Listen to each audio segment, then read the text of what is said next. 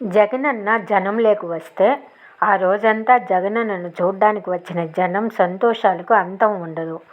ఆంధ్రప్రదేశ్ ప్రజలకు జగనన్నను చూడగానే ఎక్కడ లేని సంతోషం ఉంటుంది. ఆంధ్రాలోనే కాదు, తెలంగాణలో కూడా. పూరీ క్షేత్రంలో జగన్నాథుడు రథంలో ఊరేగింపుకు వెళ్తుంటే జనం తండోపతండాలుగా భగవంతుడిని చూడ్డానికి ఎలా వస్తారో జగనన్నను కూడా చూడ్డానికి జనం అలా వస్తారు.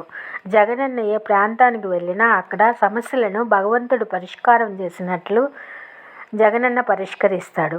ఇప్పుడు ఆంధ్రప్రదేశ్లో ప్రజలందరూ జగనన్న గురించి ఆలోచనలో పడ్డారు. కూటమి ప్రభుత్వాన్ని ఈసారి ఎలాగైనా ఓడించాలి అని. కూటమి నాయకులకు కూడా జగనన్న వెంట వచ్చే ప్రజల్ని చూసి వెన్నులో వణుకు పుడుతుంది. కొందరు వైసీపీ అభిమానులు రఫా రఫా అనే డైలాగులు మాట్లాడుతూ ఉంటే కూటమి నాయకులకు భయం వేస్తుంది.